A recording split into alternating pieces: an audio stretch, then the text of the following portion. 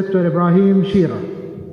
Dr. Ibrahim worked as a mechanical design engineer, project manager, program manager, BMO manager, business support director, corporate control director, sales and delivery consultant, and included in several leadership positions.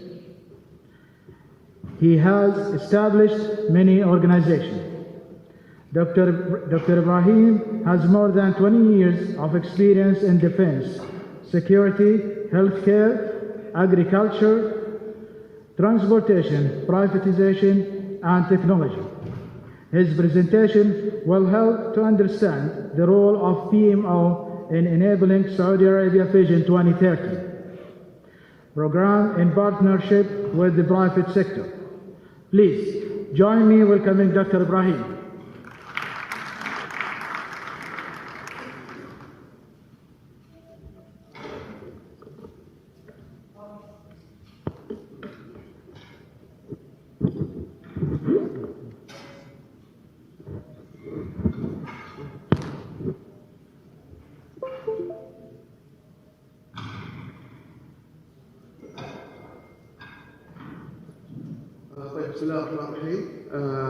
Thank you so much for attending this session. I'm really delighted and honored to be here. My past experience has nothing to do with what I'm going to talk about later on, because I'm representing one of the Vision 2030 programs, which is called the program, but I'm going to match the knowledge and the methodologies that are used in the PMO and the project management field with whatever is applied in Vision 2030's programs in terms of execution and monitoring.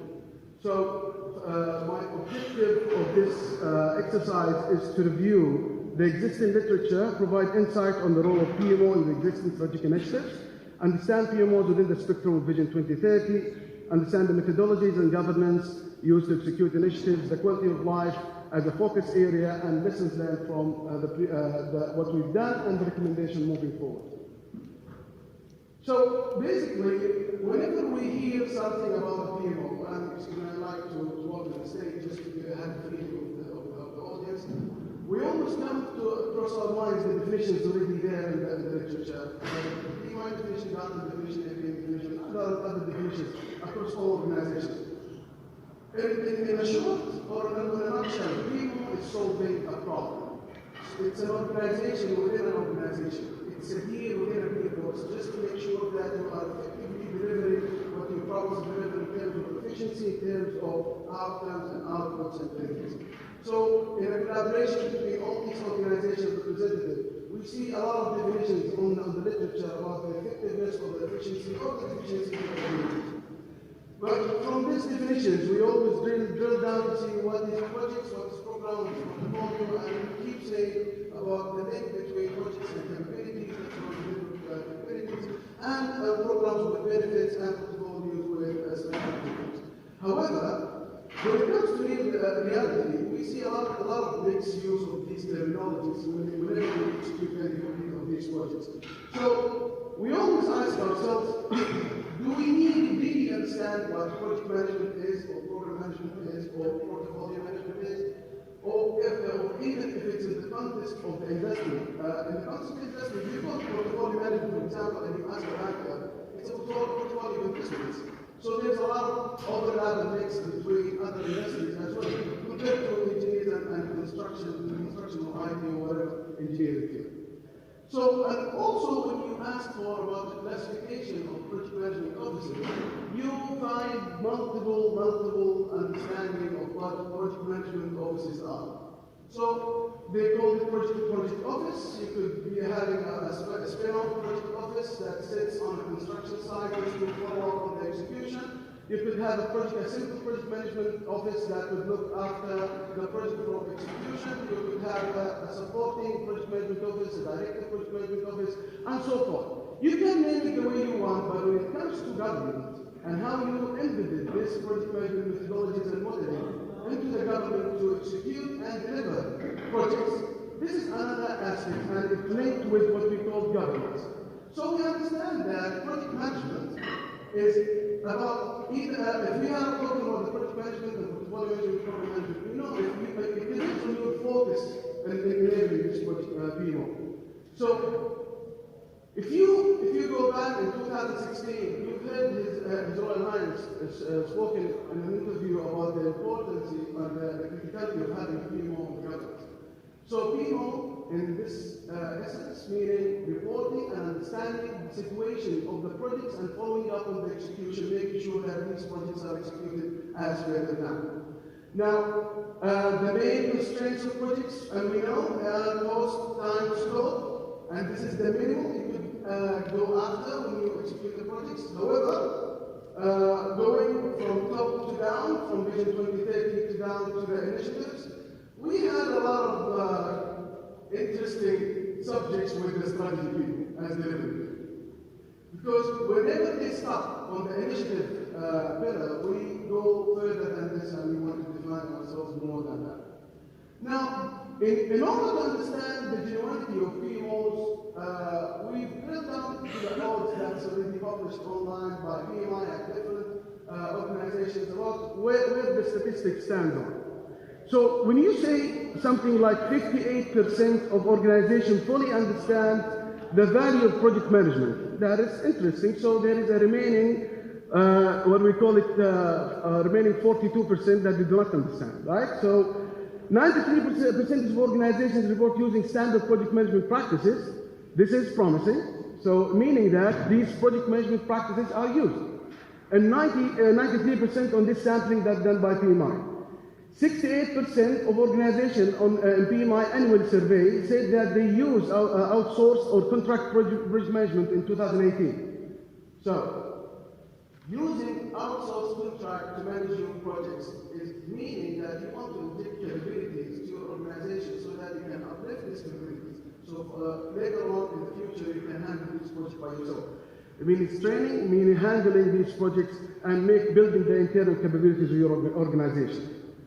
Now, 23% of organizations use standard project management practice across the entire organization, meaning that only 23% in these organizations use the project management practices across the departments.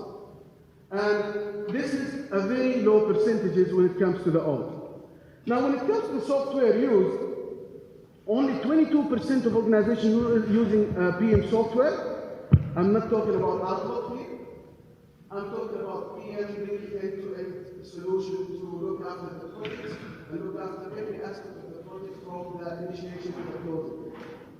And this is a very low percentage.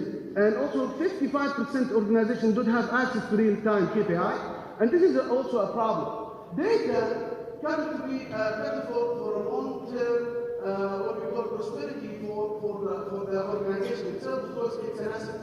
So if you have KPIs that's linked directly, real KPIs linked directly with your data, that means that you already own the data and you can manipulate this data to have different scenarios for the project. So you could have a predictive analysis and understand the way forward. 77% of high-performing projects use project management software. Despite its impact, adoption rates of PM software remains at low 22%. So meaning that they try to use, but eventually they still stick on the 22% according to HAG. Again, PMI said 41% of organizations with the enterprise-wide project management office report that is highly aligned with organizational strategy. 41% aligned with the organizational strategy when they execute their projects. 41%. 59% are not aligned. 59% when they execute their projects, according to FISAR, that they are not aligned. These are statistics, so meaning that I have to be worried. So I have to align. So how can I align with this strategy? If I'm working on portfolio level or working on the program level, I have to make sure that whatever I'm going to deliver is really aligned with the strategy that we already approved by the board. And it's part of the governance. Now, also, we have other interesting odds. About 95% of larger firms reported having dedicated PMOs. So the dedication of PMOs, comparing it to having multi-functional department or multitasking department. So am I doing the PMO's activities while I'm doing my business sales or while I do my marketing activities? Oh, or I need to have this as a standalone PMO. Now, also 33% improvement in project delivered under budget. It also is going on and on. The idea, by showing these statistics, is that we can see that how universal these goals are among organizations, among CEOs, and depends on the nature and the circumstances and the risks associated with all these projects. Imagine all that we want to execute the national initiatives using all these methods. So let's just imagine I'm using these project management practices and trying to enable the initiatives to be executed, the Vision 2030 initiatives to be executed using these methodologies and standards. But what's interesting is this part. The top 5 causes of project management failure are change in the organization's priorities. Let's just say change in their priorities. So this amount to be number one in the cause of failure. Change in the project objectives, inaccurate requirements gathering, inadequate vision, and poor communication. But we can see from the percentages that they are almost balanced. So it's all about communication and changing directions. Communication and changing directions. So if you decided to go this way to execute certain initiatives or certain projects, you need to have what we call it a very good governance, and you need to make sure that you are aligned with the strategy moving forward. And you have the capabilities as well. Now, going to the topic of today, which is basically our governance within the Vision 2030 program and how we run programs in the Vision 2030. We establish what we call Vision Realization Program. Vision Realization Program is nothing but a program management office. Program management office aligned with the strategic management office sit up there that's really tasked to do or mandated to achieve the benefits and outcomes of the initiatives identified within the strategic management office. So basically, this is the official definition of what we call Vision Realization Program Office. مكتب البرنامج لتحقيق الرؤية. Okay? And when you talk about the governance of مكتب البرنامج, we have 3 levels of governance. I know it's not clear here, but we have 3 levels. We have a decision-making process from top to down, and basically the Vision Realization Program Office looks after and oversees all the initiatives executed by Vision Realization offices on entities like any ministers or ministries or authorities. So Vision Realization Program sits in the middle between the Council of Economic and Development Affairs and the entities that execute those initiatives. We need to make sure that those initiatives are executed as per the plan set forth for them and approved chartered by the resolution that would be published in the media. So we have many supporting entities that supports all these structure, and this is where the Vision Realization Office Director sits with 4 main functions important that he has, and he could add more. Finance and shared services, strategy follow-up, and strategy monitoring, delivery unit, and strategic partnership. Those 4 are the minimum functions, organizational functions that you could have within the Vision Realization Program to look after those initiatives and make sure that those are executed as per the charter approved for this Vision 2030 program. Now, the main activities within the value chain of the Vision Realization Program is understanding the delivery plan and work by it and make sure that those initiatives are executed across the entities as per the plan approved and set forth by the high authorities. Track and report and make sure that all these align with the strategic that sits by SMO or Strategic Management Office. Following these slides, I'm going to keep them for reference. It's about how we, as a Vision Realization Program Office, reports and track those programs and what we really do as tasks and mandate in following up on those initiatives to be executed. So, if you hear about following up, making sure this happening, what kind of a program office is this? Is it a controlling management office? Is it a supporting management office? Is it a directive management office? Are we providing projects project managers? Are we providing standards, methodologies? Are we doing what we call that falls under any of the definitions that defined or in the literature about the 3 types of PMOs? I think we are doing more than that. We are not auditors, we are not follow-uppers, or we are not overseeing things, but we are making sure that because of any of those initiatives that if they missed or not execute them well, we will be held accountable for. So we basically look after benefits realization.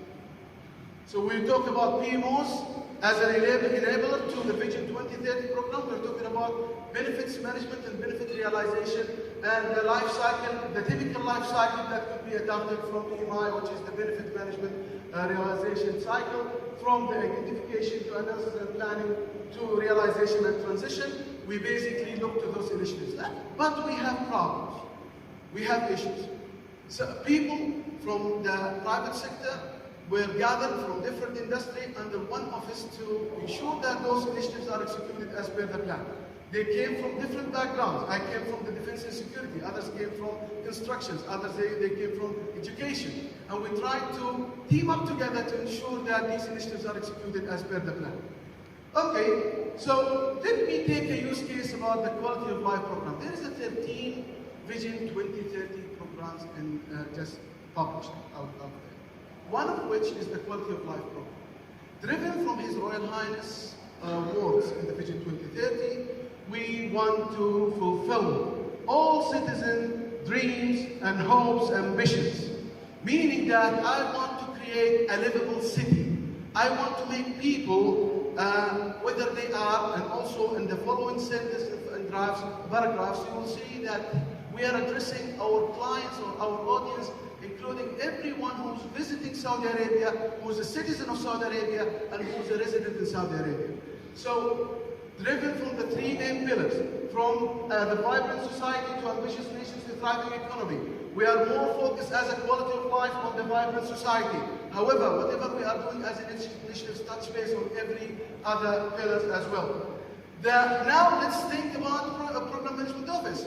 We have our objective, we have our program name. The objectives is related to 4 direct objectives and more than 23 indirect objectives drilled down from the Vision 2030. Things related to sports, things related to culture and arts, things related to entertainment as direct, and we have indirect related to livability. Now, when we talk about what the quality of life program is, we have 2 main pillars. We have what we call livability and lifestyle. Now, in livability, we are targeting 5 subcategories. We're targeting healthcare, infrastructure, transportation, security and socio-political environment, housing, urban design, environment, economic and education opportunities. When we talk about lifestyle, we're targeting 5 subcategories: sports, entertainment, culture and arts, recreation, and social engagement. Now, if we have all these 10 subcategories balanced, we believe that we will have a very promising quality of life. Now, this is what we call is the strategy of where we're going to execute our initiatives from. And this is a use case right now. This is what we've been doing for more than a year and a half, and this is why we keep hearing about the evolutions that happen about the quality of life delivering those initiatives.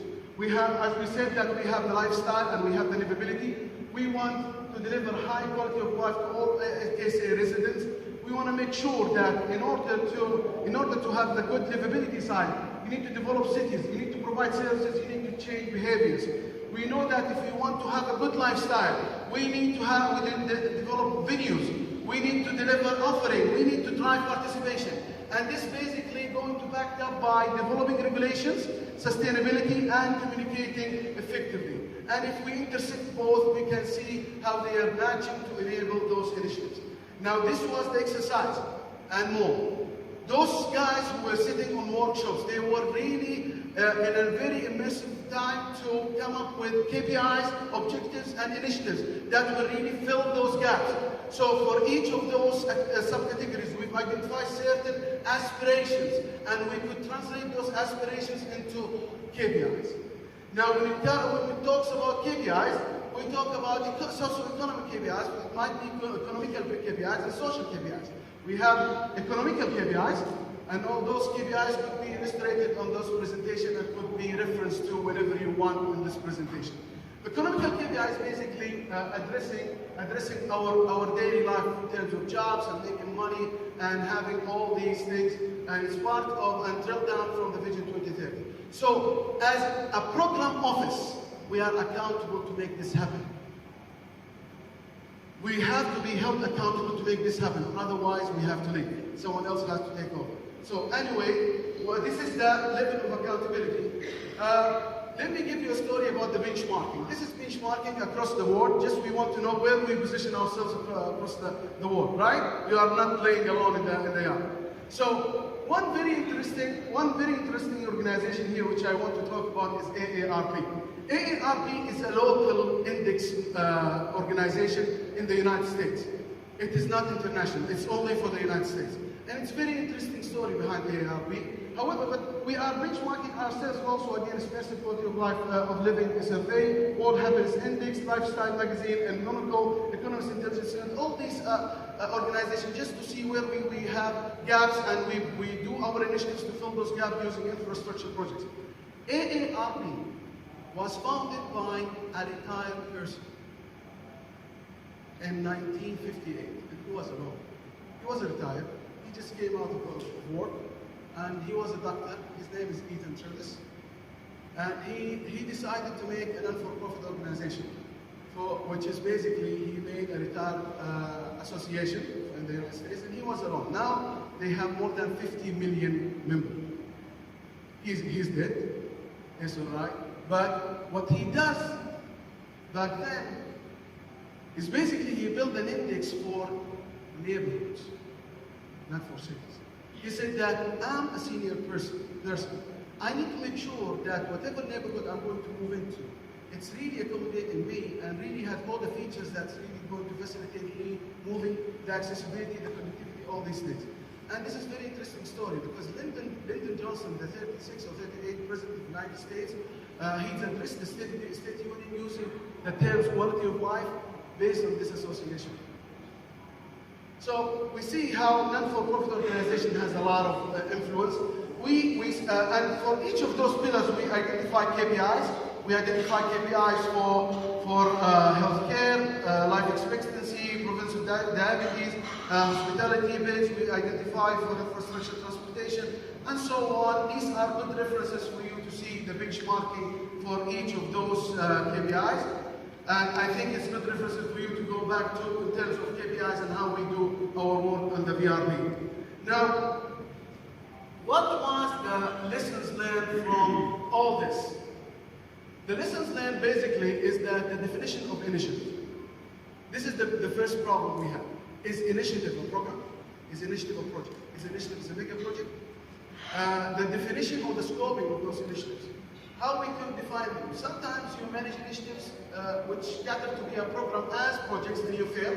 Sometimes you manage initiatives as projects whereas they gather to be a program and again you fail. And you use a very simple mechanism to go with the bidding exercise and simple project management exercise. However, we decide the lessons learned here, you have to define the word initiative very carefully based on the inputs you have and the link to strategy. Another thing is the link with the private sector. It is not the job, it is the involvement of the private sector in mega project is really essential. Meaning that PPP is really play a big role in terms of executing these mega projects. Now, these are a typical exercise of how to build a case, a business case for a PPP, and you could refer to in terms of the process, standardized approach to develop a project that involve PPP. Considering that the majority of the initiatives within Vision 2030, including mega infrastructure projects and mega projects that really need the involvement of the private sector and will expert the private sector. Now, at the end, we do have to have what we call it incubated life cycles. Incubated life cycles mean I do have the projects, I do have the initiative, and I do have the portfolio by defining the initiative as a program, always. And also, you could narrow it down to be a project if it is a project, and if it's not, you can zoom out and make it as a program, depends on the life cycle. We've worked heavily on this, and at the end, ladies and gentlemen, We really want to have at least 3 cities of our cities, our beautiful country, to be among the 100 cities around the world. And in order to do this, we have to do this together. The society has a role, the government has a role, and the private sector has a role.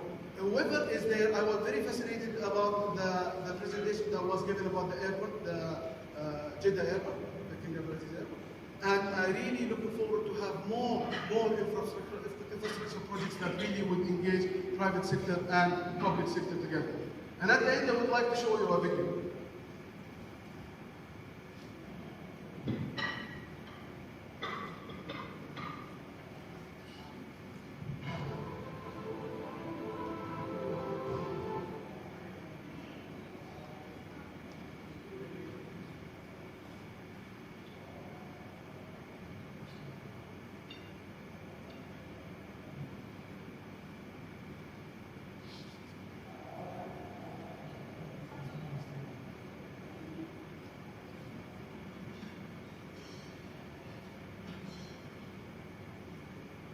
So basically, in the PRP offices, we see things from strategy up to initiatives and execution. So we are one.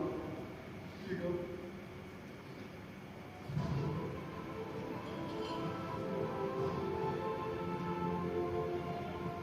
أهم فرصة لدينا هو الشعب السوري ورغبة إرادة الشعب السوري.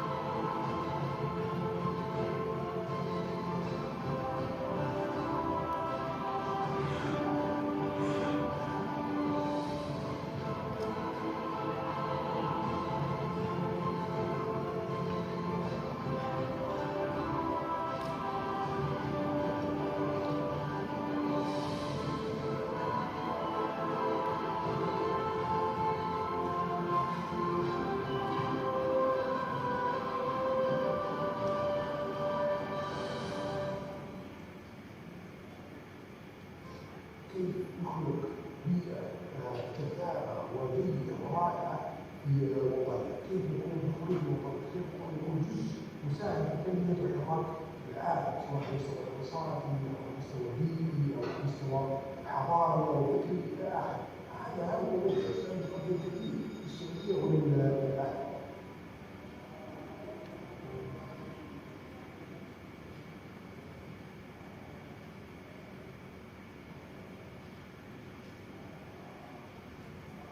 By this, ladies and gentlemen, I conclude my presentation. Thank you for listening.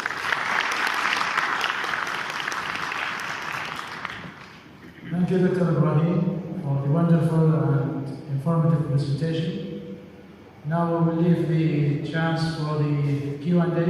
We have the mics. If anybody wants to ask a question, Dr. Ibrahim. I know this is a very hot subject.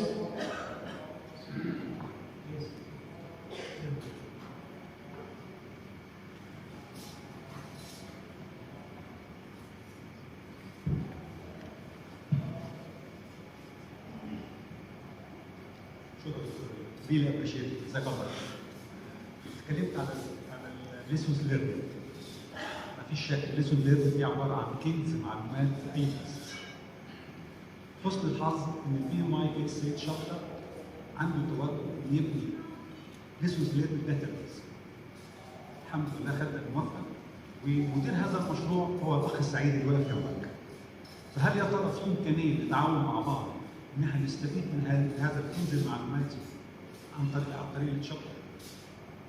شكرا للسؤال، السؤال جدا مهم ورائع وانا من الناس المفضلين للليسونز ليرند عشان احب الستاتستكس. سو anyway انا اشتغلت في 3 برامج رؤيه في تخسيس وفي شراكات استراتيجيه في جوده الحياه. كذا تعرف ان كل واحد فينا شاشه محور الله يعني مو قاعد في المستوى. بكل سرور احنا في عندنا very rich experience in a very short period of time, and we're supposed to aim for big things, meaning that we have really good portfolio of lessons to be learned from. And هذا اللي بنتعلم احنا كل ما بنعمل اكسكيوشن لاي مشروع بنتعلم وبنروح مره ثانيه كيف نشتغل او نغير الاوبريتنج موديل to adapt النيو changes. فبكل سرور ردنا على سؤالك بكل سرور بالعكس نطمح للتعاون مشكله خلينا نكمل.